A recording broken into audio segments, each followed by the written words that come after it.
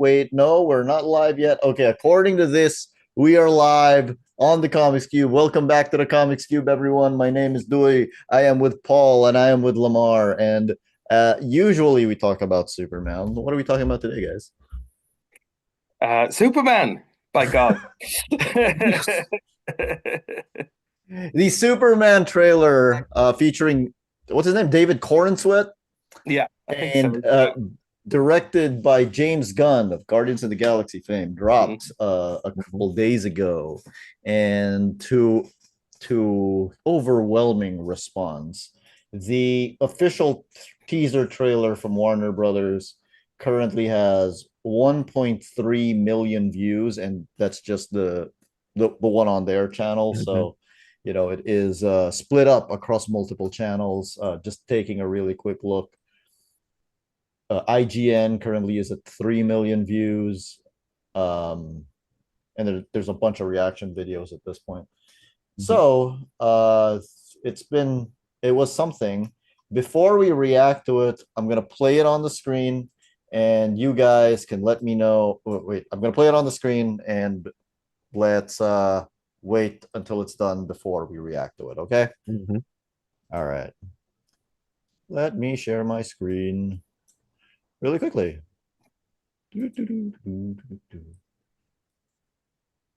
So, to whoever is watching us right now, please do leave a comment and leave us questions. Let us know what you think of this trailer,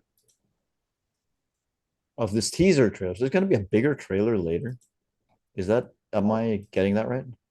I guess so, yeah. Yeah, more than likely. Yeah.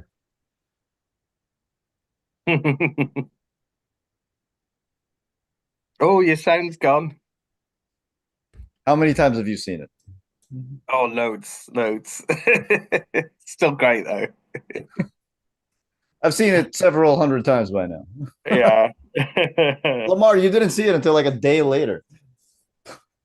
Yeah, because like I've been working like 12, 16-hour days. So yeah, I've been kind of tuned out of everything. But that's why I was like, what are y'all talking about? You know, I was like, what trailer? What are y'all talking about? Because nobody said what it was, you know. But I We thought you were understand Legit, why I joking. now. thought I thought you were pulling my leg. Same, yeah. Yeah, no, under normal circumstances, yeah, I would have been, but yeah, that one. But once I saw it and I realized, okay, because I was like, man, what trailer is everybody talking about? Like, I just put that in YouTube, and I mean, in Google, and I just was like, what trailer just came out? And then that popped up, and I was like, oh, okay, so now I see what your reaction was. You know what I mean? Yeah. I just got a note that says maybe I shouldn't have shared the stream for copyright purposes. Oh, YouTube sent you that? It's right there on the. It's right there on the. I'm sorry. I'm so sorry. I didn't realize that was a problem. Shoot, you did it from the Warner Brothers joint? I did it from the Warner Brothers because I'm an idiot. Oh Has man, YouTube yeah, told don't you never off? do that, man. Yeah, don't never do that. Yeah, you supposed to get somebody, just get one with what you usually do, get one with low views. So you know that many people haven't seen it. If it's clear, get that one and use that one. Yeah, don't never use the Warner Brothers joint, the corporate joint. No, no, no. So, you know, what was your reaction when you saw the trailer? I'm gonna start with you, Paul, because you saw it before everyone else did. Oh, well, obviously, needless to say, I hated no. I loved it. It was fantastic. Yeah. I mean, I was surprised that like the first thing you see is him like wounded, and the sort Yeah, of the kind of fanboy narrative has been like, oh, oh, you don't want him in a position of weakness. There's that famous sort of Mark Miller quote about Superman Returns. It's like, oh, he spends the last half hour in bed or whatever. So I was kind of, I mean, it's not a problem for me, but that's the kind of fanboy narrative. yeah. But so I was really surprised that they had chosen to start with him like wounded, you know. Hmm. But then Crypto turns up, and I'm Ah, like, oh right, I get it. I get I get it. when he starts whistling and you're like, wait, are Yeah, they really? What? Really? yeah. And there's no sort of like attempt to, like a few years ago, if they'd done Crypto, he would be like this sort of great big sort of wolfhound kind of thing, you know? But he's a little yappy dog in a red cape. There's no sort of dressing it up, you know? There's no winking at the camera. It's like that is Crypto. Uh, That's true. That's true. It's unabashedly and, crypto. Hmm. I and had then a similar feeling as when you were saying the fanboy reaction to showing yeah, him wounded because I just by gut feel go like, oh man, don't show him too weak.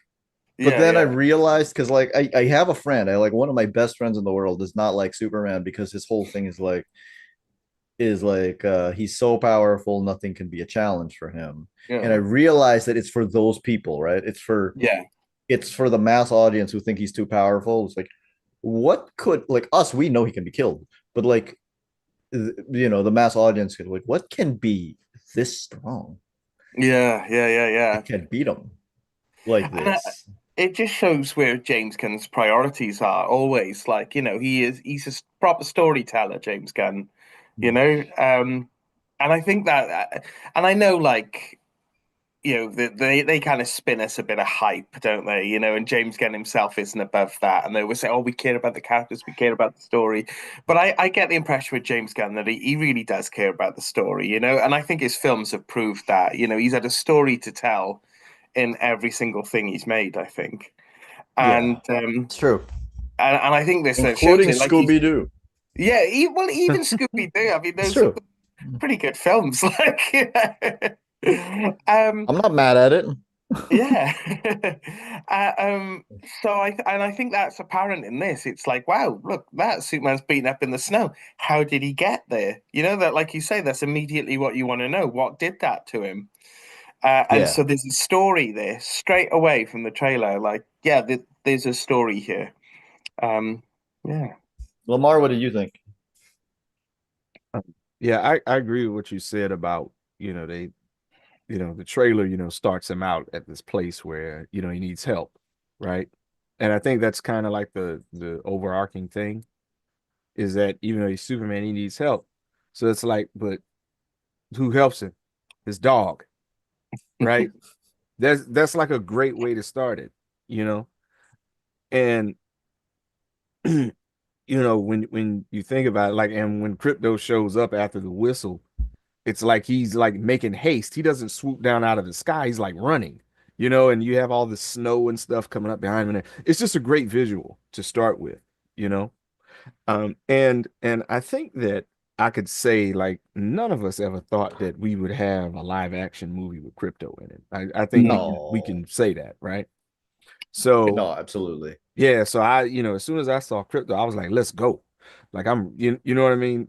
And that really kind of set the tone for the trailer for me because it's like, okay, we got all this other stuff happening, but Superman's got his dog. Like in my mind, I keep going back to that, right?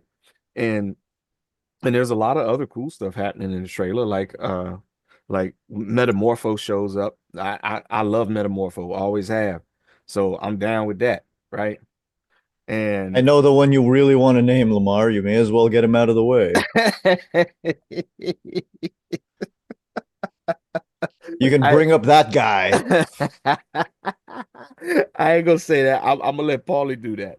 You know, I'm gonna lob that one to him. So yeah, yeah. I just thought it was a really dope trailer, and it doesn't seem like it's trying too hard. It's just like it's one of those trailers where it's like, this is who we have in the movie. This is what we're doing. Like it makes you want to like see what's next. You know, Yeah, no, yeah, you know what I mean? absolutely. Yeah, yeah, yeah. So it's like that's the way I like trailers. I don't like for everything to be laid out in front of me necessarily. Because even if you do that, it's like, how did we get here? Like what happens? How do you okay, we know that happens, but what's the other stuff? You yeah. know? And Yeah. so yeah, so especially with a teaser. You know, it's like the This- yeah. Hmm. I No, think it. so Go yeah, on, go ahead, sorry. Paul. Well, I'd say I think it immediately speaks to like Grant Morrison said something like, Superman. You can identify with Superman because Superman struggles and his adventures are ours on a larger scale. And Mhm. I think you can see that here, I mean, I'm not a dog owner myself, but it's a very human experience to be at your lowest point and to be lifted up by a beloved pet, by a dog. And that is literally what's happening here, but on a larger scale. Superman is bloodied and broken in the snow in the North Pole, and his dog comes up and helps him and literally lifts him up, and I think that's an experience that speaks to so many people. As you all know, as you both know, I'm a big Superman. We're all big Superman fans, but I have not really loved any of the Superman movies because I do feel that even the Christopher Reeve Superman movies, I love Christopher Reeve's performance. Uh, I do feel like things like the Crystal Fortress or even Gene Hackman wearing a wig, a lot of it is very winking at the camera type thing, and I would really rather that they embrace the comics more. So I was really cautiously optimistic. I haven't been posting anything about the posters or the preview pictures or whatever or the casting. And then this trailer broke me because of that freaking dog. Yeah. And I'm just, after everything that's happened in the world, I'm like, I'm just ready for a world where we have crypto in a movie, Mm. right? And I'm not saying that it's automatically going to be a good movie just because it has crypto in it, right? I'm not saying that because Yeah. I mean, I do also think adorable animals are storytelling cheating devices. There's something It's to be a said for that. Yeah. it's a way to get your empathy almost immediately, right? Hmm. But the rest of the trailer also looks really good, and I Mm. really like how bright it is, and I really like everybody who shows up, including Guy Gardner, including including Hawk Girl. I'm so happy Hawk Girl shows up in it. Hmm. Um, I guess that the one thing that I was surprised that they did was, the thing where Clark and Lois are about to have a romantic moment, but there's clearly something going out in the city. The reaction to that poster that came out a while back? Oh yeah. Yeah, But where he's putting Superman his is boots on. Yeah. casually putting his boots on while Solaris is Yeah, out yeah. there destroying the Uh-huh. city. So if the purpose of this trailer was to show us that he actually had a sense of urgency, it did not do that. Right. Hmm. He's too I don't busy canoodling with Lois. I don't know if Wow. it matters though. I mean, I think like you don't know the context. I mean, the That's context true. of the shot in the terms of the trailer is that there's a threat there, and Superman's fearful but about to go and bravely face it, and Lois is supporting him in that. And I think I gotta be honest, a lot of these people who are like, "Oh, look, he's got no sense of urgency. He's putting his boots on." Dare I say they might be looking for things to not like about this trailer, for I some mean, reason. yeah, it's a lose-lose situation because if if he flies, if he's putting his boot on and something happens and he flies out there with no boots on, then they're gonna be like, well, it's stupid. He's flying around with no boots on. He's super fast. Why doesn't he just put them on? You can't win with people like that, right? Yeah, So and yeah, again, it's like that's the level of discussion we're getting here about like how fast Superman can put his boots on, and it's like it's a promotional image. It's like what I don't know. It's just yeah, ridiculous. yeah, No, yeah. yeah, yeah. Do you think Martin When Scorsese has to put up with, he sends out a promotional shot of Goodfellas, do you think people are like, oh, well, Robert De Niro wouldn't be putting his shoes on that slowly, would he? The police are knocking at his door. It's just something about this kind of film, isn't it? Hmm. we have a comment in the chat from Victor Shade. I'm assuming that's not your real name, Vision. But welcome to the Comics Cube. He says the trailer definitely got me interested. Who did that to Superman? Yeah. Oh shoot, crypto. How does this all work? Why is the public mad at Superman? So many questions, but I'm hopeful. It's true. So many questions. Nothing is Yeah. really. This is not one of those trailers that shows you how the movie's gonna go. It shows you Mhm. the a lot of the elements that are happening in the movie, but nothing really about how the movie's gonna go or what even the sequence is. That's true. You watch some even teaser trailers. You watch some teaser trailers, and you're like, I know exactly what's going to happen in this film. Like, yeah. But It's this, true. yeah, I don't know what the story is. I just want to know. I just know that there is a story there. You know. What do you make of the what do you make of the idea that what do you guys make of the idea that this is going to be the first movie and therefore it is more of a world building type of movie, which is something that I've heard. I don't know if that's true, but it might be more of a world building type movie to set up the rest of the DC universe. Well, it's strangely I've heard the opposite of that because I've heard like James Gunn. I can't remember his exact words, but he said he's been speaking in an interview about how it's, it is all part of the universe, but it's not going to like, there's not going to be any scenes that are going to spin off into anything else. It's like, it's very much its own standalone thing. And that's what I hope it is, and I like the idea of it being a universe, fine, like Metamorpho can then turn up in another film or whatever, but I don't want this might pay off 3 films down the line kind of thing. I'm not interested in that. And I get the impression from what James Gunn has said that it's not going to be that. So Okay. world building's fine, but to a point, I think. Do you have a preference, Yeah. Lamar? Um, for me, I think at this point, right? And people might say I'm being cynical or whatever. I just tend to think of it as being pragmatic, but I'm with it as long as it's well executed. I can go either way, right? Yeah. So if they chose to not do it that way, I'm fine with that. Let's just take it to the hilt, see what happens. Because I think that's been part of the problems that the movies lately have shared with the comics is that the movie universe gets bogged down in continuity. You know, Mm-hmm. you don't have to explain everything, man. If somebody finds something that doesn't make sense, it's like, hey, so what?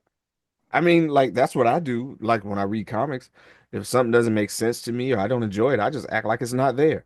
I mean, what's the point? Right? So, and I think sometimes you get bogged down in that. And I think that that's actually what kind of happened with Marvel, like post Endgame. It seems like all of these movies that they're putting out is like they're trying to explain every little tidbit and like every little thing counts for something big, you know? Except for the Eternals. Right. Well, yeah. Okay. Okay.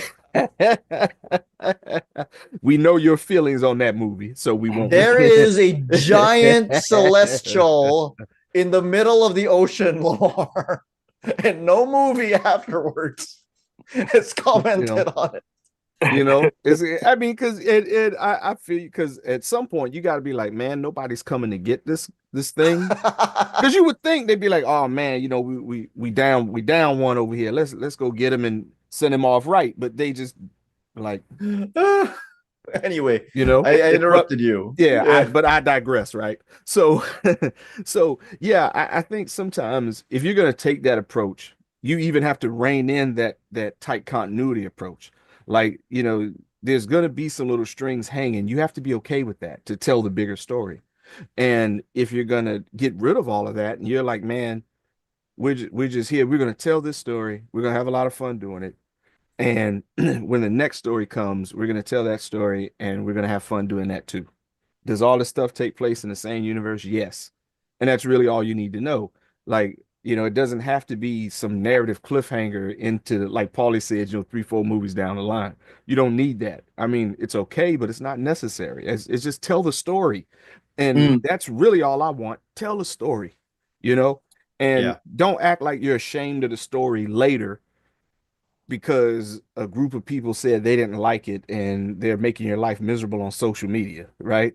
There's a block button there for a reason, you know? Yeah. Structurally, what I hope happens is for me, still, the ideal structure for a shared universe lies in the 80s Marvel comics You know the one I'm talking about? Mhm. Because like certain things might happen within a particular comic, and then the main story will be resolved in that comic. Mhm. Certain subplots, certain guest stars might move on to another comic, right? I guess the MCU kind of did it with the Hulk, Mhm. right? Because they kind of told the Hulk story throughout multiple movies. So the example that I like to point out is that issue where Spider-Man fights Firelord, Mhm. which is one of the greatest comics of in superhero comics ever, because it is a completely logical fight. Of course. And at the very end of it, Firelord, who gets beaten up by Spider-Man because he was having a pizza, gets picked up by the Avengers, and that's it. Like Spider-Man's part in the story is over. The story of Spider-Man fighting Firelord is over. The next time we see Firelord is immediately after that moment in an Avengers comic. And so, therefore, if, for example, you tell the Superman story that you're telling in this movie, and then all of a sudden, maybe in whatever the next movie is, Hawkman shows up, Hawkman shows up, and then we can build to something, or Hawkman and Hawkgirl eventually meet up. I'm all for that kind of I'm all for that kind of structure. That's the kind of structure that I hope we get, where we get a full story in every movie. But if certain subplots want to linger, then let them linger and let them pay off later. So what you're saying is you want Jim Shooter in charge of the Marvel Cinematic Universe, then? Structurally is fine, Paul. And I may not want a shooter, but I can go with a gun. Yeah, nice. I like Ah, it. Okay. Yeah, yeah. Do you know, I always think of discussions like this. I always think about. Do you remember the Losers movie from I like? remember, yeah. So I really enjoyed that up until the end, and I've only ever watched it once. I've never bothered watching it a second time because they had a bad guy in there who was really like, oh, he's a real shit, you real bad guy, and you really wanted him to get his comeuppance at the end. But he didn't. He got away because they were obviously setting up a sequel that never happened. So Mhm. that Yeah. story that they're telling in that film, it didn't finish for me. I didn't get that catharsis. I didn't get that satisfying finish to that story because they were setting up a film that they never actually made. So it's basically exactly what you're saying there. It's like finish the story you're telling. You can carry on some elements, but yeah, absolutely. Just for the satisfaction of your audience, just finish the story you've started. There is a story that needs to finish, because another example of this is Across the Spider-Verse. One of the things is that it doesn't finish. And it's Yeah. true, the story of Miles Morales in Across the Spider-Verse doesn't finish. But there are two main characters in Spider-Verse. And the other one is Gwen Stacy, and her story finishes in that Mhm. movie. Her story, her conflict with her dad wraps up. So even though we don't finish the movie, there is a sense of catharsis that will then propel us into the next movie. Premley Barbosa in the chat says, I remember when teaser trailers were 30 seconds long. Yes, that's because trailers these days show you the entire movie. Yeah. Right. Right. Absolutely. And for the most part, should be avoided. Ding. Okay. What else So did you guys like about this trailer? About this teaser? I love Clark. I love that there was so much of Clark in the planet in it. And I love like he seemed like he was straight out of All Star Superman specifically. It was Mhm. that Clark Kent. I really enjoyed that. Um, Obviously I loved Guy Gardner and Mr. Terrific and Metamorpho. I've actually got a theory about them though that makes me a bit sad. Would you like to hear my theory? Go ahead. I think some of them are going to die in Superman.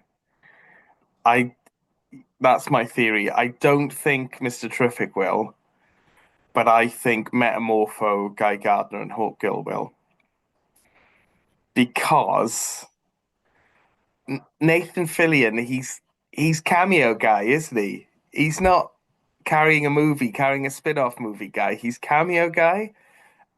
And Metamorphose, there was something about that shot of his face in the trailer. And my friend Madeley said this as well. It made us think of that bit at the beginning of Grant Morrison's JLA run where he sacrifices himself to save the other members of the Justice League. Mhm. Just had that, even though it was just a split second shot of his face, I kind of got that vibe from it. And I think if Guy dies in this film as well, that sets up John becoming a new Green Lantern in the Lantern series quite nicely. If Hawkgirl dies, it sets up the whole reincarnation thing quite nicely for a spin-off. Mhm. You know, yeah, I think they're gonna die. I don't want them to, but I think they are. What do you guys think? I don't know. I'll let Lamar go before I react to this. Well, if you think about it, like with Metamorpho, that's kind of become his thing. You know what I mean? Like, That was gonna be what I was gonna say. yeah, yeah, Yeah. yeah. That's kind of become his thing, and then he pops back up later, and then um, but yeah, I'm kind of like for me, that's always on the table when you have a movie that's centered around one character, really, and it's Mhm. their movie, and then you have these other characters. Somebody has to establish the threat level, right? So whenever that happens, you can kind of bet that something's gonna happen to somebody, right? And I just kind of feel like Guy Gardner might get killed because um uh Nathan Fillion and James Gunn are buddies. And if I had one of my buddies in a movie and I had them play Guy Gardner, I would do something to him in the movie. You know what I mean? So Thanks, Lamar. Now we know. hey, just giving you the real. That's all. So yeah, I could see. I can't see this movie coming and people leaving unscathed. I just don't think that's gonna happen. But as far as who, I don't know. It's up in the air with a few people, but I could see that happening for sure. Right. I think Mr. Terrific's immune because I think the JSA needs to be formed at some point. Mm. Yeah. And he is a perfect person to be the current face of the JSA, Hmm. And right? he's too good a character to throw away, right? He's too good a character to throw away, and he's not really replaceable. Yeah, Right? yeah, He's not really replaceable. The three Hmm. characters you named, one way or another, are replaceable. yeah, yeah. The three characters you named also are very easy to bring back to life. Hmm. That's true. That is true. Right. So Guy Gardner, what is he like? Is he still an alien these days or what? Or did that Voldarian. get is he still a Voldarian or what? Like, I think all his Voldarian DNA got wiped out of him in Green Lantern Rebirth. okay, then they can do Voldarian in the movie, and then Yeah. you know. Yeah. Hawk Girl, that's her thing. She dies. uh what for you people watching, we actually just recorded a thing about Blackest Night a couple of weeks ago. It'll be up sometime in January. We had a whole thing about how Hawk Girl dies. It's just her thing. Mhm. Metamorpho, how do you even kill Metamorpho? Yeah. i think I think there's actually a line in Morrison's JLA about how Metamorpho died, and then somebody's just like, how does he even die? Like, Yeah. they're not Yeah, even. they describe him as inert, don't they? Yeah. Hmm. Yeah. Yeah, Dead. they said that's what the scientists said. Like, he's inert. It's probably not accurate to say he's dead, you know? Lamar, what did you think of Clark and the planet in the trailer? I liked all of the Clark stuff in the trailer, you know. Like this idea of, this tall dude from Kansas, and he's running through the place and everything, and his hair's disheveled and all of that. Like I just kind of like that. Yeah. I think that they're establishing that like he's not at home in a place like that, right? Just Right. from that particular perspective, I thought it was dope. And I love seeing Metropolis like in the movie settings and stuff like that. because you know, obviously Metropolis isn't a real place, but it's a bunch of real places at the same time. So I kind of look at Metropolis as being a character by itself. Yeah. So for me, as much as if I as much Metropolis I can get in a Superman movie, I'll take it. You know, that's just me. So no, I dug all of the Metropolis stuff. I'm curious to see like what they do with it, you know, in the movie and then in subsequent things. He looks very much like they're gonna play the Clark Kent as a klutz thing. Hmm. It's not my preference. My preference is hard-boiled detective Clark Kent thing. Yeah, yeah, yeah. But if he can pull off that Christopher Reeve type transition, then I'm game because I don't really think that kind of thing is easy to pull off. I Mhm. actually also like so I watch a lot of basketball, right? And I think that I have noticed something that makes the whole Clark to Superman, Clark being a klutz, Superman not being a klutz, Superman being Superman transition a little bit more realistic. Mhm. Um, like I have noticed that athletes, the taller they are, if they're a great athlete and they're tall, they Mhm. move with like a certain grace. You know, Mhm. there's no like real awkwardness to the fact that they're like 6'6", seven Right. feet tall. Yeah. But like the less skilled they are, or the less coordinated they are, or whatever, like Mhm. then then it's not as graceful, and there's a little bit of a heaviness to their movements. So I kind of feel like by doing that kind of switch, we are showing that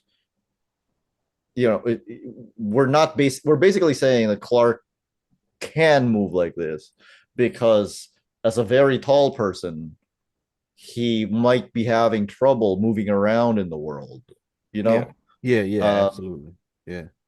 so I thought that was I thought that was, something to bring to that particular performance that I hope uh, he can pull off.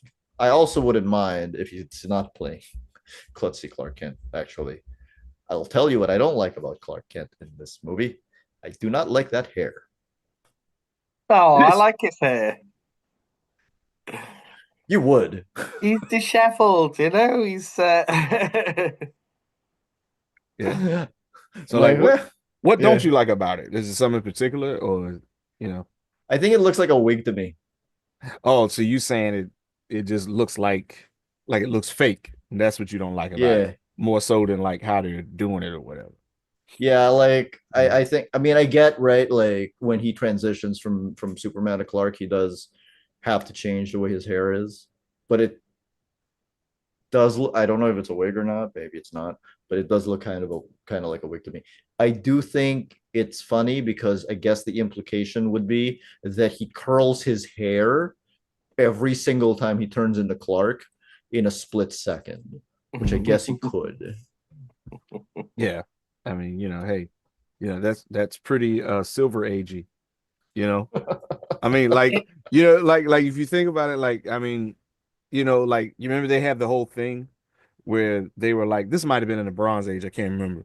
But they had this whole thing where like people were like, well, how come nobody figured out that Clark Kent was Superman when you have cameras?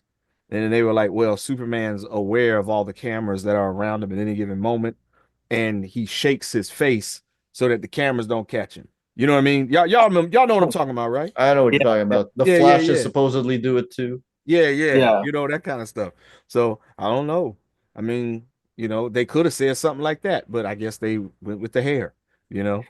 But I thought you were going to say something different then. I thought you were going to talk about a little bit of Flash lore that nobody talks about, which I'm quite fond of, is that Wally West dyed his hair every time he changed to the Kid Flash for a while. yeah, oh man, I forgot about Yeah. that. Yeah, yeah, yeah, yeah. Uh-huh. What was that about?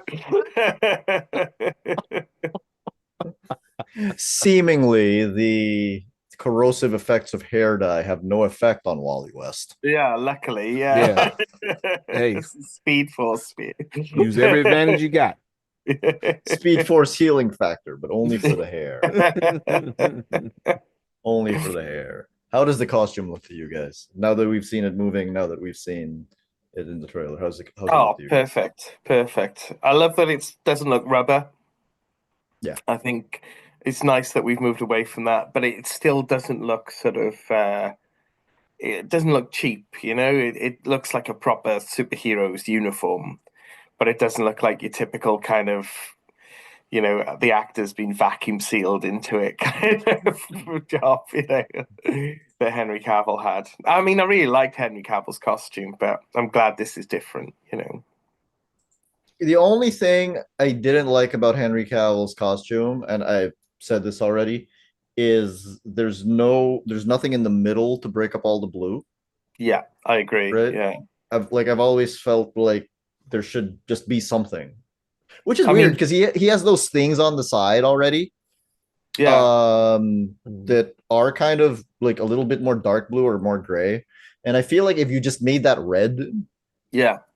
it would improve the costume by a lot. Well, even the new 52 costume's got that red belt, Yeah. and it's just one of the many reasons why I'm so glad that the trunks are back. You know, the Superman's knickers. I'm all for. I'm all for Superman's knickers. That I'm firmly on that side of the argument. Let me tell you something about Superman's trunks, which is that like I prefer him with trunks. I think we all do prefer him with trunks, right? Yeah. Mhm. Okay, sure. Sure, we prefer him with trunks.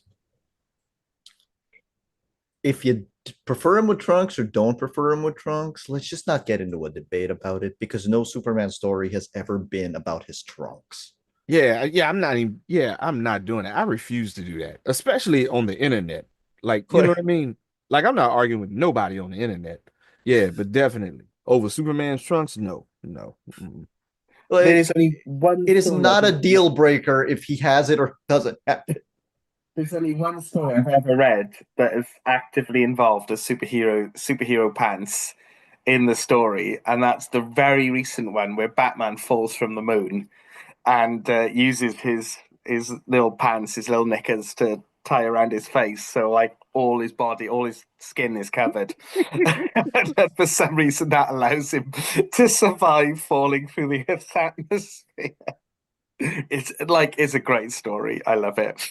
But that is literally in like 80 years of DC Comics. That's the only time that a superhero's pants has ever been a part of the story. You know. Speaking of weird, um Lex Luthor in the trailer looks appropriately weird and creepy. He looks so great. I mean, like he's in it like what 3 times or whatever, and like yeah, that's Lex Luthor every time. You know, he looks amazing. Nicholas Holt is the name of the actor playing Lex Luthor, and I know him for as a couple of things. I think most of us know him as Beast Hmm. from the latter X-Men movies. Hmm. I also know him from a movie called The Menu, which came out a couple of years ago. Uh, Yeah.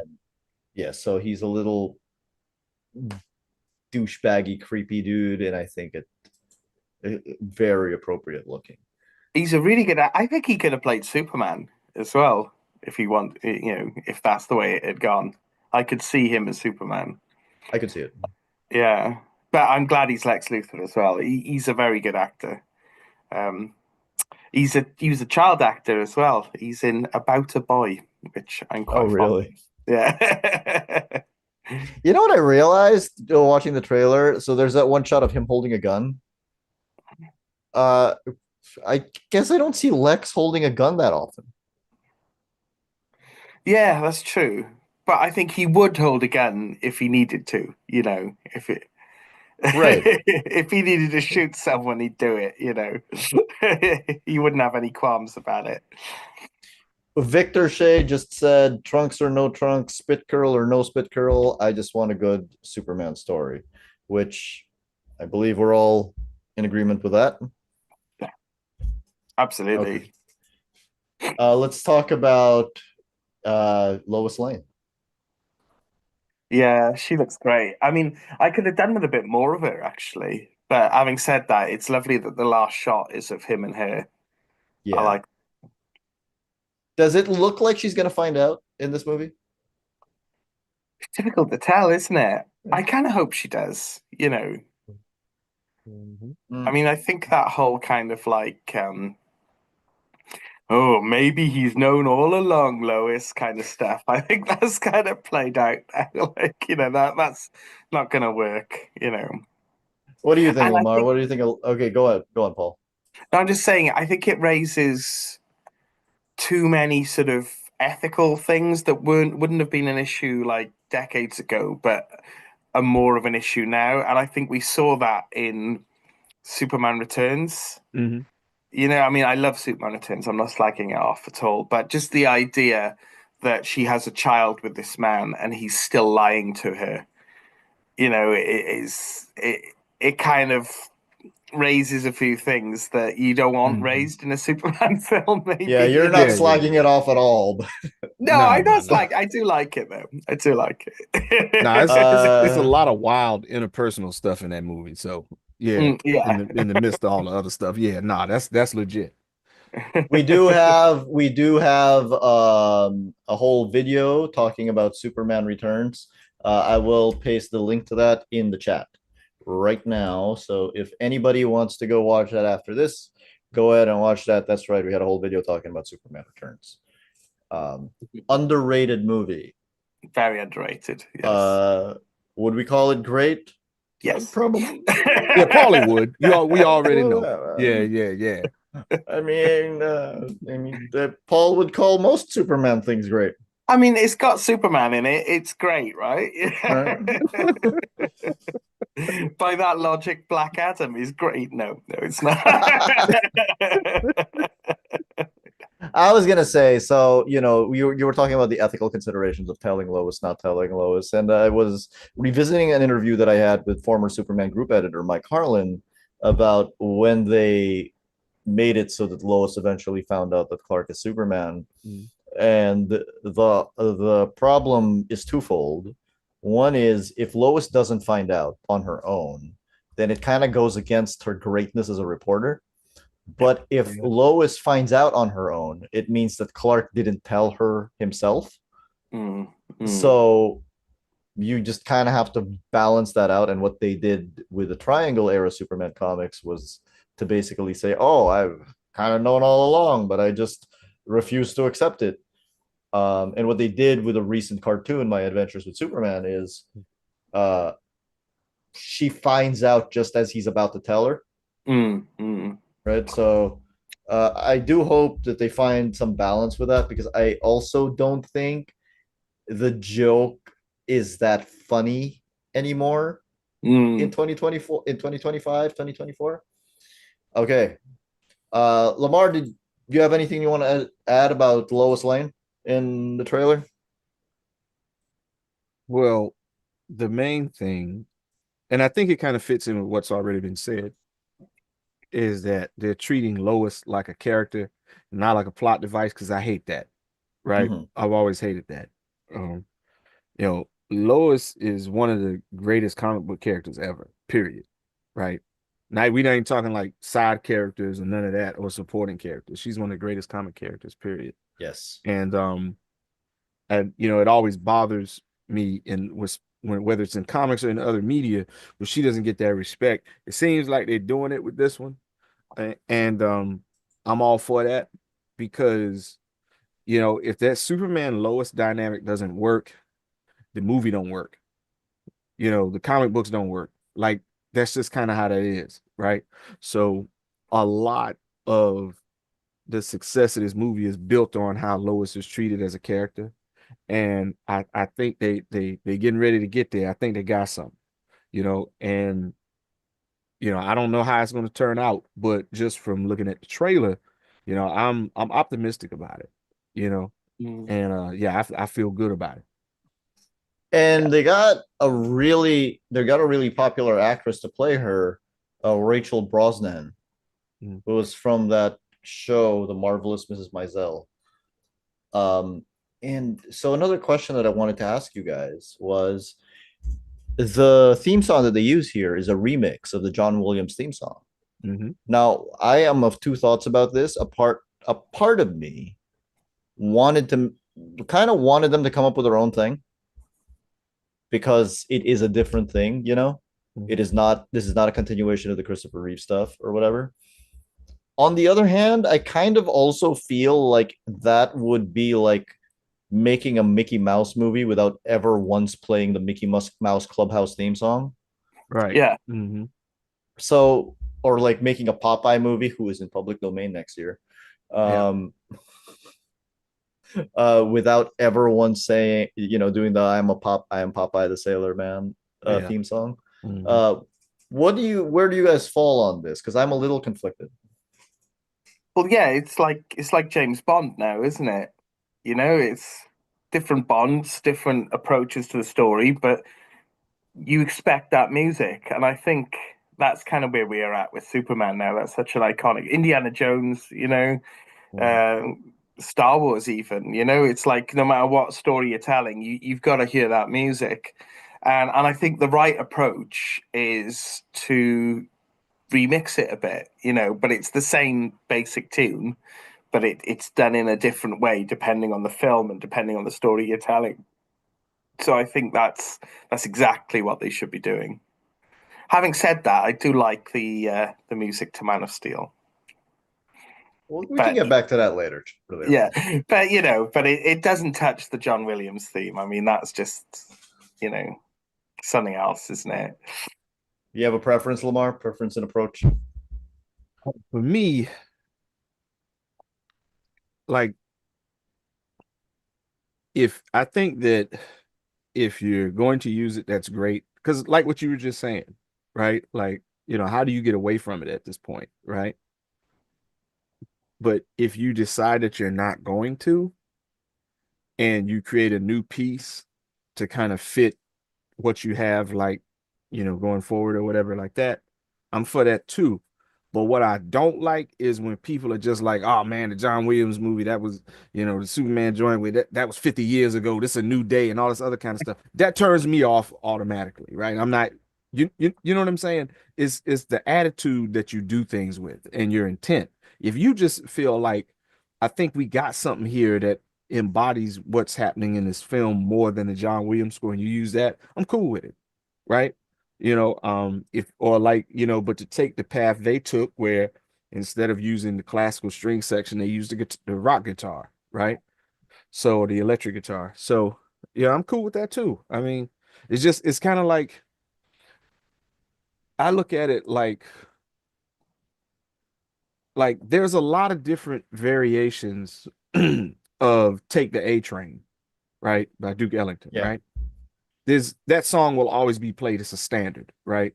You're gonna always have different interpretations of that song using different arrangements, different instruments, and things like that, different orchestras. And that's cool, right? I feel the same way about this, right? Because as much as something like this from pop culture can be ingrained in the American consciousness like that, it's a standard at this point, right? So same thing for like the Emperor's March. That's a standard, right? You know what I mean? There's no getting away from that stuff. So when you're dealing with the property, it don't matter 100 years from now when George Lucas is dead and the people that got the rights to whatever now, they doing other stuff, they children's doing other stuff with it. The Emperor's March is still gonna be a part of it, right? It's true. And like so, and with John Williams' score, that's where we are with it now, right? It's been ingrained in the culture so much since its inception, you can't get away from it. And the attempts to try to get away from it, they just always come off as like really pompous and condescending, right? So it's like you don't want to go into something trying to breathe new life into it and take that position. So what do? You you have this interpolation of it, right? It's a smart thing to do. I mean, because you can't get away from the John Williams score, and let's face it, you can't get away from Christopher Reeve's performance, right? That's just not gonna happen, right? And I think that that's the thing. That theme song is like tied to his performance, right? And it's in the minds of people, right? And I think that might be an issue for some people too. But as far as I'm concerned, I'm with it. Like, because when I first heard, the chords being played on the guitar, I was like, oh, okay. Yeah. All right. Yeah, yeah. Like I'm not mad at that. I've seen people doing that on YouTube. So like, what's Yeah, the I problem? know. You know what I mean? Like, I have no problem with that. You know? Yeah, I think it's dope. There are metal versions of all of these theme songs. I'm like, Yeah, absolutely. Yeah, and a lot of them are great, you know? Yeah. Lamar, I know you're a big fan of Kong and Godzilla, and there's a big giant kaiju in this teaser. Superman is about to fight a kaiju. How do you feel about that? Oh man, boy, you know, hey, you already know, right? It's funny because I'm like, Superman's getting ready to fight Fin Fang Foom, right? Like that's just kind of where I go with it. You know what I mean? Because I love Fin Fang Foom, and if you don't, you got issues. But what it's It's just true, you do. it's an amazing it's an amazing visual, right? Just seeing Superman fight, these giant monsters, right? And I'm gonna tell y'all too, if you're not reading like if you didn't read Justice League versus Godzilla, you need to go read that. That book is insane. It's just like wow, But yeah, I just those kinds of visuals, I think they're great because it's kind of a middle ground between, stopping like the robber barons and the bank robbers and stuff and the alien invasions, right? Like it's kind of like the middle ground in between them. So just as a visual, Superman fighting a giant dragon is just great, right? Like you can't go wrong there, you know? You, you Yeah, really can't. yeah. I will point out that the fourth episode, the fourth short of the 17 Fleischer produced Superman cartoons Hmm. back in the 1940s, which is still, with all due respect to everyone who's ever made a Superman cartoon, the best Superman cartoon that's ever existed, No question. um, is entitled The Arctic Giant, in Yeah, which Superman does fight a big giant monster that terrorizes Metropolis. yeah. And it's as great as you think it is, and we got a tape on that too, you know? Yes, we do. So yeah. Victor Shade is asking us, do you think Supergirl will be in the movie? I'm going to go with no. I think if she is, it'll be like post credit kind of Something cameo like that. kind of Yeah. thing. Hmm. Yeah, Yeah, probably. yeah. Hmm. Yeah. Yeah. I'm going to go with, yeah, not the movie proper. Um, Yeah. it would be cool, but I think you might want to save it. For the same reason, I don't think we're going to see Batman for a while. Yeah. If And they'd cast yeah. Batman, they would have mentioned it, right? Yeah. Yeah. Yeah. Yeah. Yeah. Yeah. And Yeah. also, when you're building this universe, I don't think I would bring them both out at once. Yeah. Superman and Batman. Yeah. Yeah. I think at this point as well, it smells of desperation to like, oh no, it's kind of admitting, oh, all anyone ever cares about is Batman. Let's just give them Batman, It's Yeah. Yeah. Yeah. Yeah. I think the way they did it when it comes to that is like you said, there's a buildup, right? So Yeah. you have Superman that establishes the wider, like the wider movie universe, which is how you should do it, right? Because he kind of sets the tone for everything else.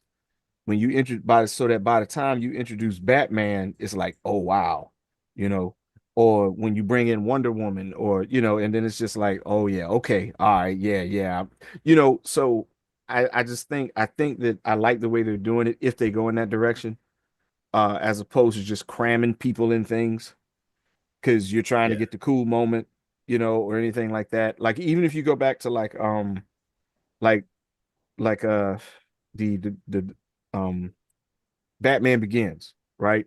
Right. They started out with Ra's al Ghul, and then people were like, well, why would you start out with Ra's al Ghul? And then at the end of that, that's when you have the scene with the playing card, right? And then people were like, oh, and you know what happened after that? So, it's like there's, certain things work out better if you don't go with the most obvious thing first, right? Mm. You know what I mean? That's true. So yeah, yeah. So I think the Yep. way they're doing it and making the build up be around Batman like that, I think that's great. Case in point, and I think a lot of people forget this now. In 2008, the Hulk was bigger than Iron Man, That's true. That is true. right? So their second movie was The Incredible Hulk. Hmm. Their first movie was Iron Man, and that's what they built off of. Yeah. Mike Aidson, hey Mike, is saying it's a good time to be a DC fan. The character that is the biggest curveball for me is the engineer. Any theories on her role in the story? I don't have any theories. Maybe she dies. I don't know. Hey, yeah. I think they want to do something with the Authority, right? So if she does die, they're going to replace her with another engineer, maybe at some point. Mhm. That's Yeah. kind of how she works in the comics, right? Or Is maybe it? they I do that whole what maybe they do what's so funny about Truth, Justice, and the American Way later. Do you know what? I've got a confession. Yeah. I read The Authority once 20 years ago, and I can't remember anything about it. I know Apollo and Midnighter because they turn up in other stuff a lot, but that's pretty much it. Yeah, I don't know anything about the engineer. yeah, I'm like not an yeah, expert, no. I don't know anything about her really. I thought that Jack Hawksmoor was really cool because just having your powers based off of being based off of these, um, like his whole power is connected to like cities and stuff like that. I think that that's a dope like concept, right? But yeah, a lot of the comics and stuff, the stories, I don't remember, a lot of it, because I think it was just like, yeah, this ain't for me, so I Mm, stopped reading it. same. Yeah. I wanna talk to Paul for a little bit because Paul, you love the Christopher Reeve movies, Yeah, including the fourth one. yeah. Um, and you love Superman Returns. Yes, yes, I do. And you loved the Zack Snyder movies. Yeah, And you're prepared to love this new one. I know, right? It's crazy, isn't it? The internet would have you believe that you can't love all of these things, Paul. It's absolutely ridiculous because like Superman is what like what is he now 85, 86? I don't know he's old, the guy's Yeah. old, Yeah, he pushing the C note. Yeah. Mm-hmm.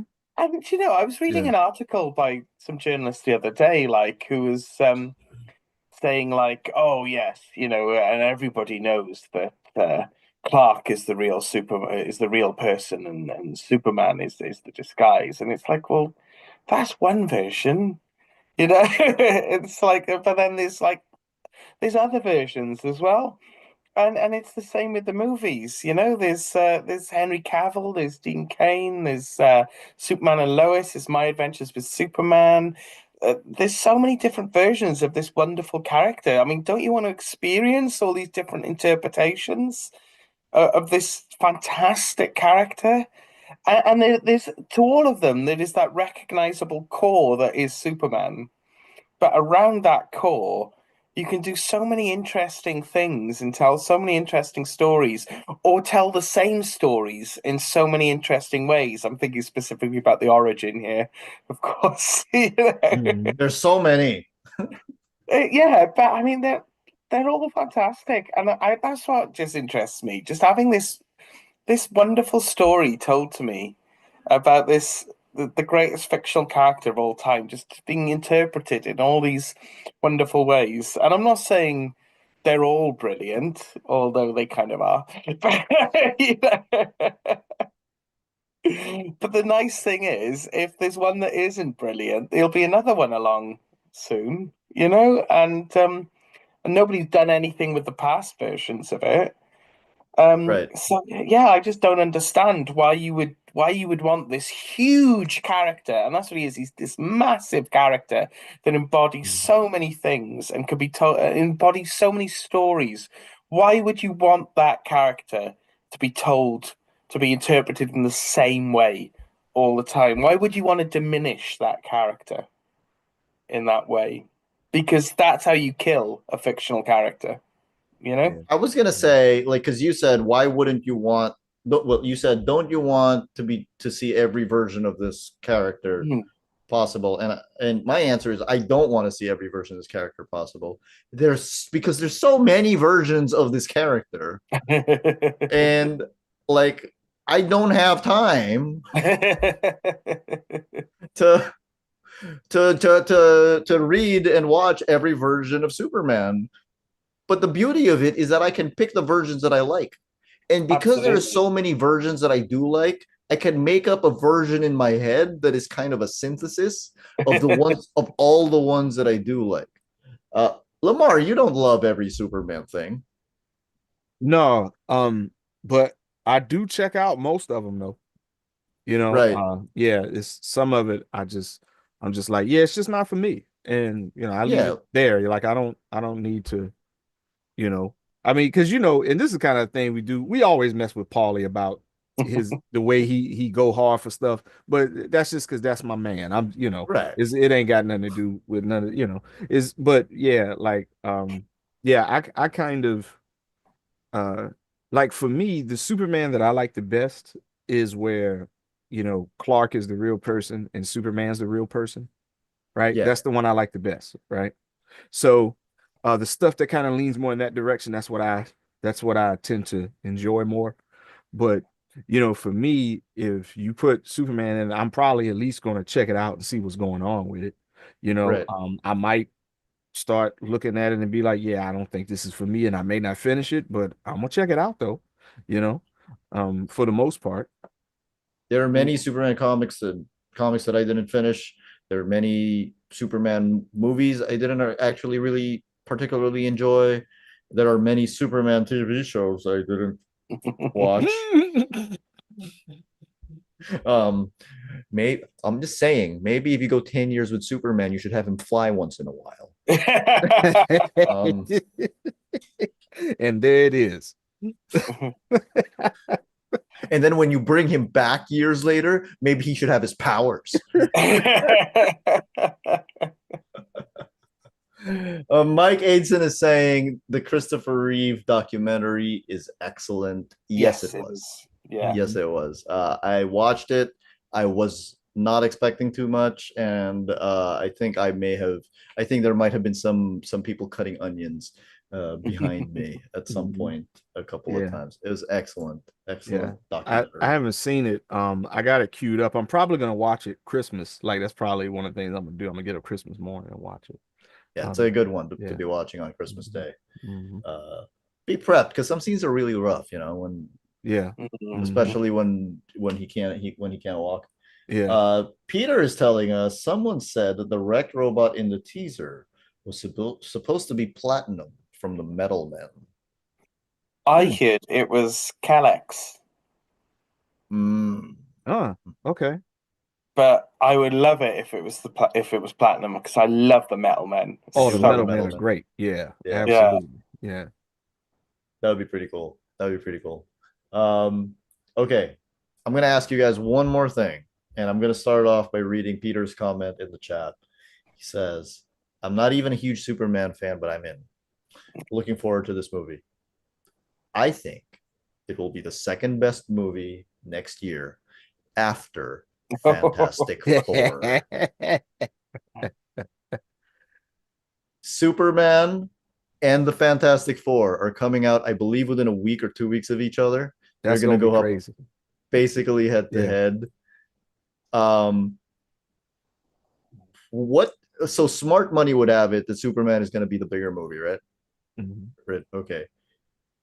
I think the Fantastic Four has a chance of actually beating it, because I think that Superman, especially a version of Superman like this with crypto and everything, the way the world currently is, it could work out. We might be really be wanting that symbol of hope. But when we're talking about superhero fatigue, everything is a repeat of what's been done before and all of that stuff. What better property to launch than the one that's all about discovery, Right. which is the Mhm. Fantastic Four? What do Yeah. you guys think? Either way, all I know is it's going to be a good couple of weeks. Oh, Yeah. no Oh yeah. question. I mean, Yeah, no we question. can't lose, right? Can't I mean, I think, based on the fact that we've seen the trailer to Superman, I'm less, as a fan of both, I'm less worried about Superman than I am Fantastic Four because I love the cast of Fantastic Four. I love the sort of aesthetic that we've seen. But there's always the chance that they're going to go all in on the multiverse bollocks and just use it to set up loads of future films. And oh, isn't Avengers Doomsday going to be exciting? Ooh, and it's like Fantastic Four is going to be good if they tell a Fantastic Four story. And there's no reason to suspect that they won't, but I'm worried that they won't. I So mean, there's reason to suspect that they won't. yeah, okay, there is reason to suspect that they won't based on prior behavior. I just don't want quantum mania. I It's okay. I just don't want Eternals. Yeah, I don't want it He back on that again. and I don't want. You know what? I liked Eternals more than Paul did. Okay. Yeah, but it's just like the fact that it's not set in the same Marvel universe and it's already leaning into this multiverse bollocks has me worried. That's my big worry about it. And even the casting of Robert Downey Jr. as Doom, I love Robert Downey Jr. and I think he's a fantastic actor, and I love that he's playing Doom.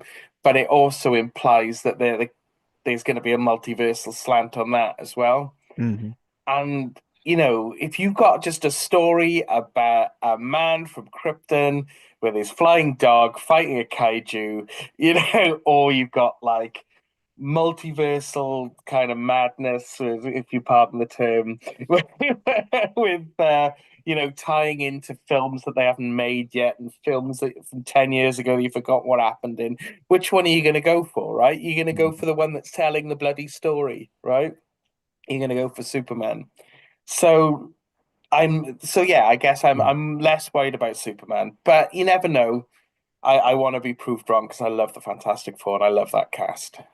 I know these are your two favorite things. Yeah, they're my two favorite the favorite DC, favorite Marvel, and it's gonna be awesome. Right? That week for you is going to be the happiest week of your life. I just gotta be sure that I don't get hit by a bus until after that week. Yeah.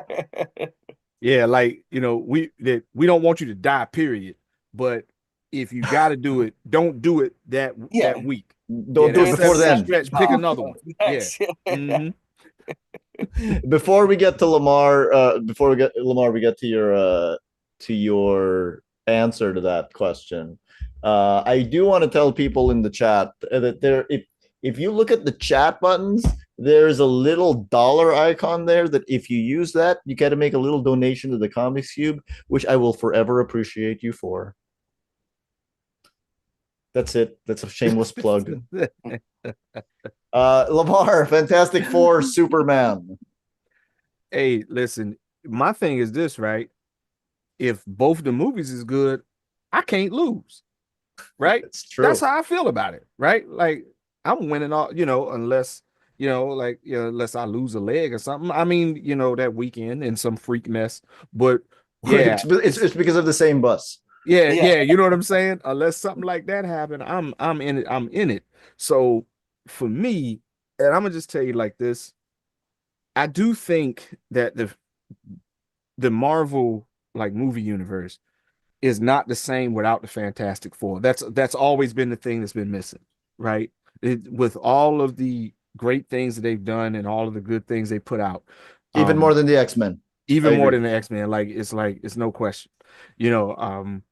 Like the Marvel Universe is not the Marvel Universe, no matter what media you're doing it in, if the Fantastic Four are in it.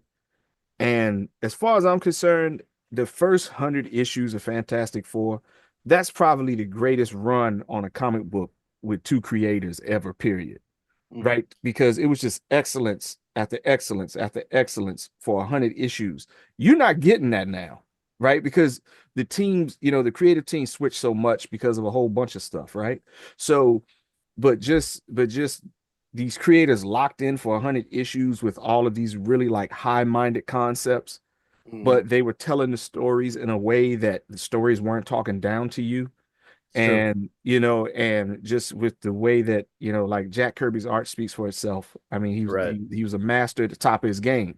So it's nothing like it. Dude, I believe Peter was reading the Fantastic Four from the start, right? And I think maybe he got around 20 issues in. He was telling us about how great it was. And the only thing I could think of was like, that's not even the best part. No, Of no, that it gets run. better after that. Yeah, yeah, absolutely. Yeah, yeah. The first 20, gets you in the game. But that stretch between from there to like the 50 and 60, man, they was You just around like 40 to 60 yeah, is just yeah, an amazing 20 issue run yeah, that is really, really hard to touch. yeah, Mm. absolutely. Yeah, absolutely. They were firing on all cylinders in that stretch. Um, it was Even by a stretch of 20 Superman comics. Yeah, absolutely. Yeah, yeah, absolutely. Like it's just like I remember Bendis saying like reading those early Fantastic Fours, just the creativity that was on them. He equated it to like having a religious experience. And I can understand that, I do right? too. Yeah, I can understand exactly what he's talking about. So to finally get like a Fantastic Four movie, like within the framework of the current like Marvel cinematic framework, there's just so many possibilities. And Yeah, it opens the world, that universe up in a way that like the Avengers or the X-Men or even like the other like cosmic stuff that they've woven in can't, right? Because it's like you said, there's that spirit of discovery, you know, that like the Guardians of the Galaxy kind of hinted at, right? But when it comes to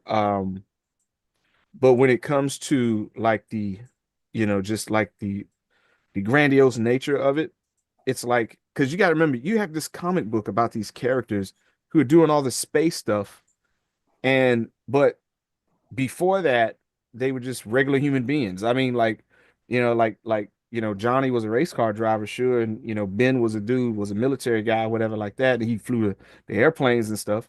But but it's just like those are regular jobs that people have. Even Reed, he was a scientist.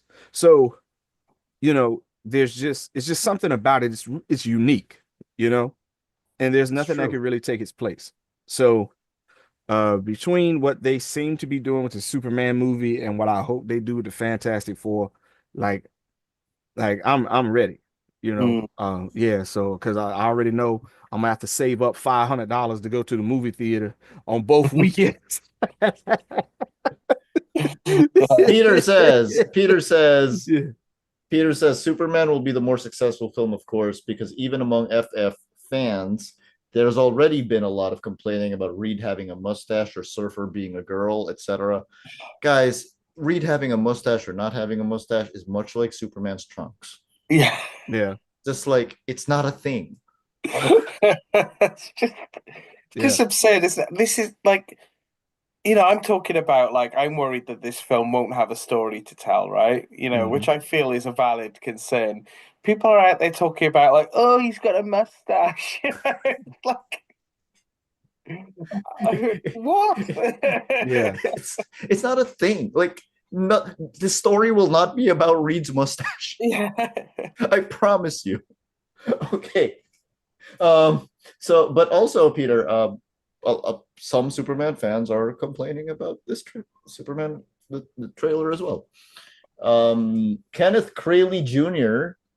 is asking us, what did you think of Tyler Hoechlin's Superman in the CW Arrowverse and Superman and Lois? I love that take on the character, and Tyler did a super job in the role. I will say I liked him on Supergirl. I have not seen Superman and Lois because I just checked out of a bunch of TV stuff. That's a me problem. That's not a them problem. I just checked out of TV stuff a bunch. I've seen Superman and Lois, and it's the best CW series that they've ever done. It's absolute, and it's a cat above for everything else they've done. Like it looks fantastic, the writing's fantastic. Um, my mum watched the first series and really enjoyed it, So it's Mhm. got that. She kind of couldn't be doing with the second series, unfortunately. I think Bizarro was a bit too much for her, but she liked the first series. So it's got that kind of universal appeal. I love Superman and Lois, and I love Tyler. I think he's a great Superman, and she's a fantastic Lois Lane. I can't remember her name. It's Bitsy. just amazing to me because the internet would have you believe you can't like multiple Superman things, Well, Paul. apparently so. But Lamar, I will go on, sorry. yeah, go ahead, Paul. No, but I will say, as much as I love Superman and Lois, I love Superman and Lois. I love my adventures with Superman. Um, but there's something about movie Superman that hits differently. You know, Oh, it's it's almost like bigger. it's bigger. bigger and it's the canvas that's big enough for a big character like that. And that's not knocking Superman and Lois, because I absolutely love Superman and Lois. And I haven't seen the last season yet because it's not out in the UK yet. And I'm a good boy and I don't go to You don't do that stuff. I don't. I wait for Well, it to come out. Lamar, have you seen Superman and Lois? No. And it's not because I don't want to, it's just because I haven't had time, Yeah. and that's a good problem to have, like where you have all of Seriously. this Superman stuff available and you just can't get to it all. I ain't Yeah. mad at that at all, right? So, but I definitely do want to check it out though, because I think I started the first issue and had to stop and go do something else. So, I definitely want to get back to it. The Superman and what's the other Lois. thing? Uh, The cartoon. My My Adventures Adventures My with Adventures with Superman. Superman. Yeah, I haven't had a chance to check that out, and I want to check it out. So, Uh, yeah. Kenneth also says, I love Superman and different takes in media and can't wait for the DCU version of the character and seeing what James Gunn will do to the character. Mhm. Peter then says, yes, the FF groups I'm in have been whining for weeks about Reed's mustache. I can imagine. I can imagine. Like I can't do it, man. I can't do it. Like I Like, can't do it. Pedro Pascal's a really good actor. Who cares if he's got a mustache? Dog, and let me ask y'all a question, right? How many hasn't Reed like had a full out beard Yeah. in the comics for the past longest, right? Like I think starting with was it like with when Howard Porter was on it, and that was what, like 15 years ago or something Dude, like that. in Yeah. the Coming of Galactus, he flat out, there's a scene where he flat out shaves. He shaves in the book. Yeah. He shaves in the book Yeah. while Ben takes a bath behind him. Yeah. And here the other thing too, right? The female Silver Surfer thing. We've already had that in the comics. Mm. We Okay. have, yeah. Yeah, so take a walk off a short bridge with that, man. Y'all just you know what I'm saying? I'd be like, dog, y'all supposed to have all the answers, right? And you don't know nothing. That's the part that killed me. You don't know Yeah. nothing. Yeah, but I I'm not saw gonna get into a whole thing about that. I I, digress. I saw someone argue on Facebook once. I can't remember who it was or when it was, but arguing how inherently masculine the story of Silver Surfer was. I can't even remember what the argument was, but bobbins, like, it's just there's nothing about Silver Surfer that needs to be male, there are things about the Silver Surfer. I'm digressing a little bit here, and we're not going to get into this, but I do think that when they cast Shella Ball, when they made Shella Ball the Silver Surfer, I was thinking, why don't I see, because the Silver Surfer is a character that like philosophizes a lot, which is code for does nothing but think a lot about stuff. And I thought, why don't I feel like I don't see female characters do that. Yeah. But I see a lot of male characters, like a lot of male characters do that. Just like off the top of my head, Surfer and Warlock. Yeah. Yeah. Right. And why don't I see that with female characters? I don't know. I have no idea. That's not what this stream is for. We've already been talking an hour and 20 minutes. Victor Shade said, great conversation, not enough outrage or clickbaity material. Do better, guys. Thank you, Victor. We do try to be positive.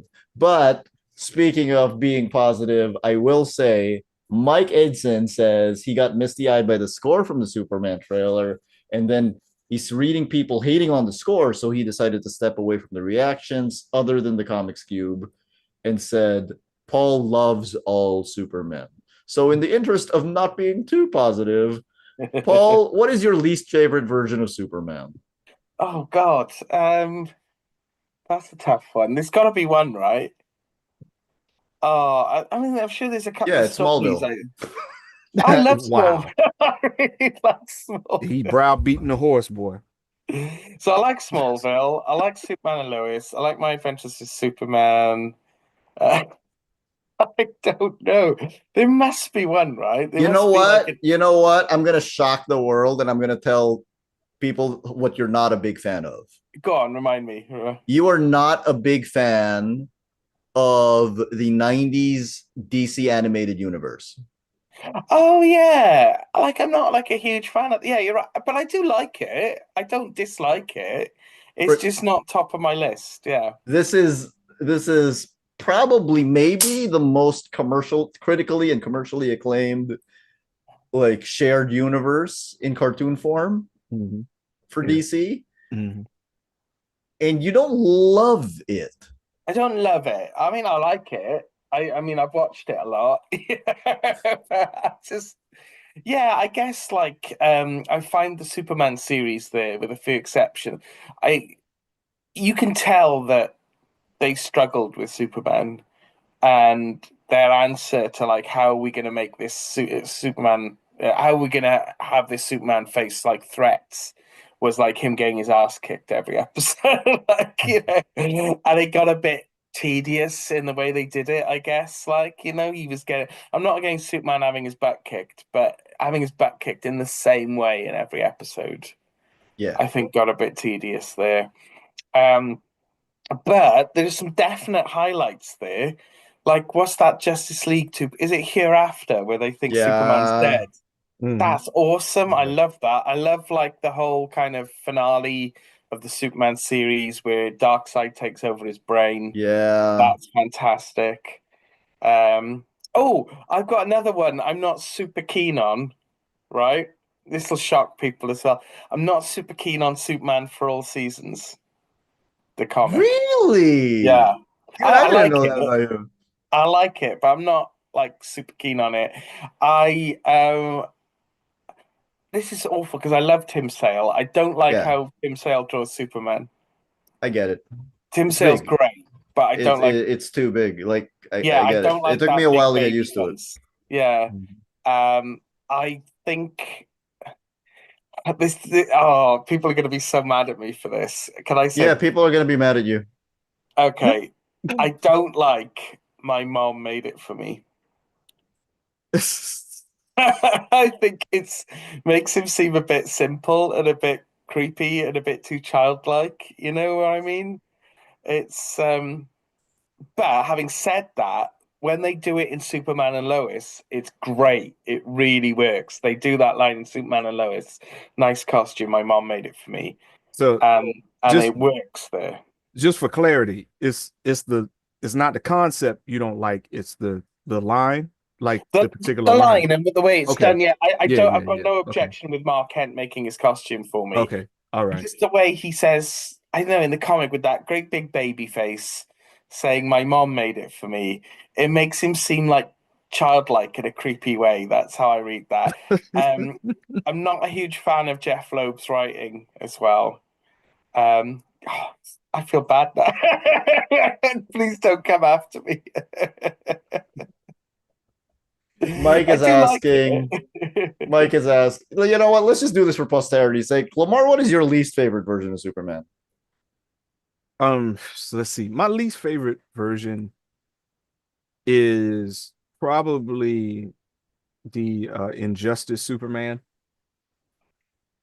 And the reason why I say that is because it's not because Superman's like, like the what you I guess you'd call him the evil Superman. Because Superman in Red Sun I thought was great, right? So it's not that. Yeah, It's just that I think as a character, he goes from between two extremes. So it's like he's in one instance he's like squishing people's heads in the palm of his hand, and then he's walking through walls and grabbing Bruce Wayne and hugging him in the next scene. And it's like it's like, so I don't know, for me, even, and I know it comes from a video game that's basically Mortal Kombat with superheroes. I get that. So but I just think that, the writing of the character is like, it's as a character, he's really inconsistent, and I guess he kind of has to be, to mm-hmm. make the comic make sense. So I don't really enjoy that. That one. I'm trying to think, is there another one that I don't really go for? Um, the the I think the new 52 Superman after Morrison's Action Comics run, I could never get a feel for him, right? So I can't say I didn't like him because I didn't get a feel for him, right? It was really hard. I was with, Grant Morrison doing what he did. I love that. But then just after that, I felt like everything that he established, I was wondering where it was after that. So like Yeah. from, post Morrison up to like Convergence, like I just didn't get it, you know? So I No, can't say yeah, I I didn't get like you. it. I just didn't get it. Yeah. Peter says, "How dare you, Paul? For All Seasons is the only Superman comic I like." I do like it. I've got it. I own it. He caps it off with a winky face because you can Okay. disagree in this world.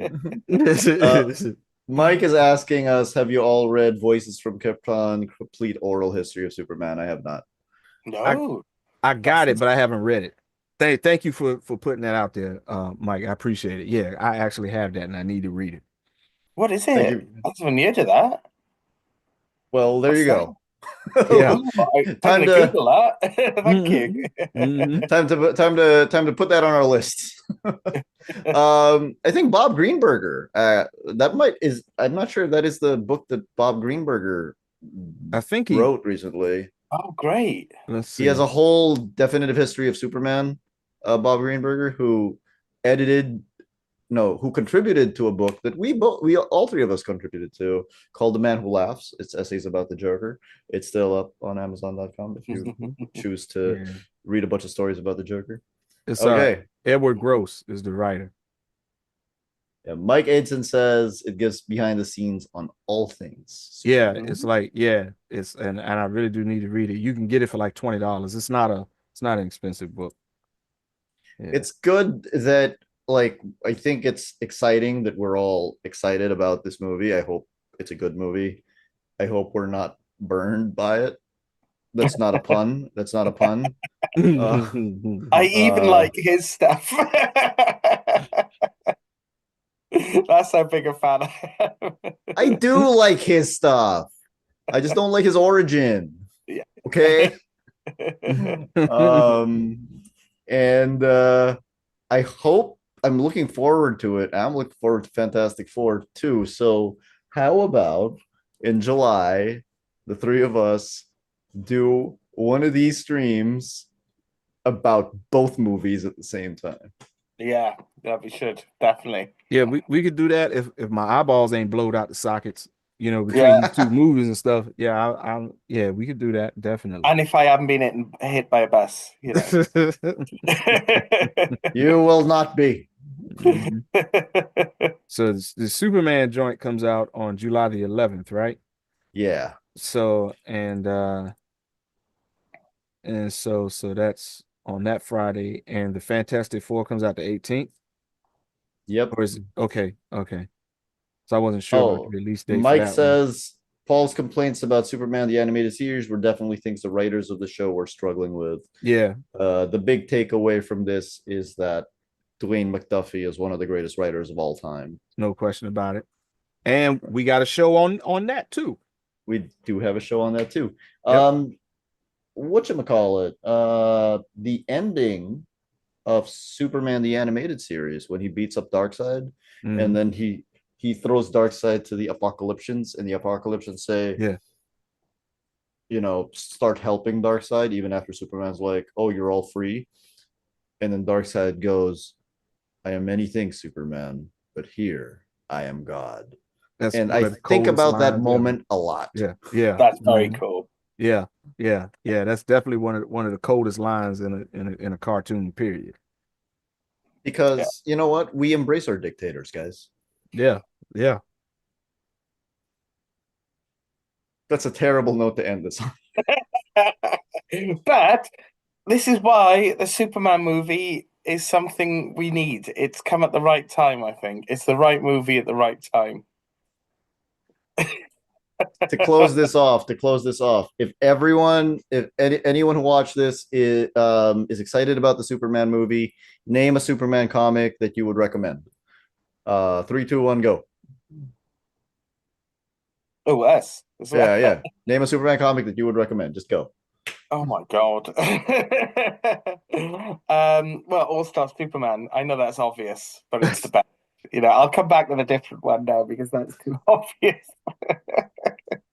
That is a really good one. Somebody had to name All-Star Superman by Grant Morrison and Frank Quitely. It is a great jumping on point to the character as well. Yeah, Yeah. absolutely. Yeah. Lamar, you got one? Yeah. Yeah. The one we did the show on, Superman Smashes the Klan. You can't go wrong with it. You cannot go wrong with Superman You know? Smashes the Klan. Yeah. Still one Yeah, of it's our great. best episodes, by the way. Mhm. And if you guys want to rewatch that episode, 20 minutes into it, Lamar gives us a whole lecture about the history of racism in America. Oh, can I do a better one? Well, not a better one because I love All-Star Superman. It's the best. But can I do a less obvious one?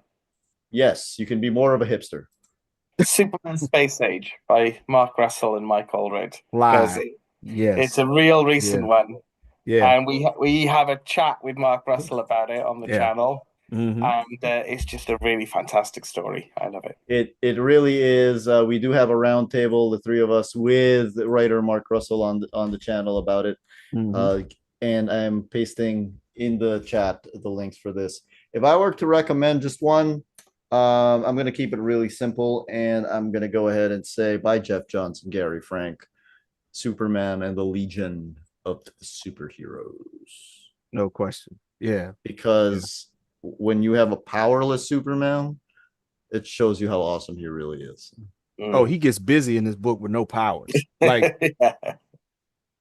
And of course, it builds up to him getting his powers back, which is amazing.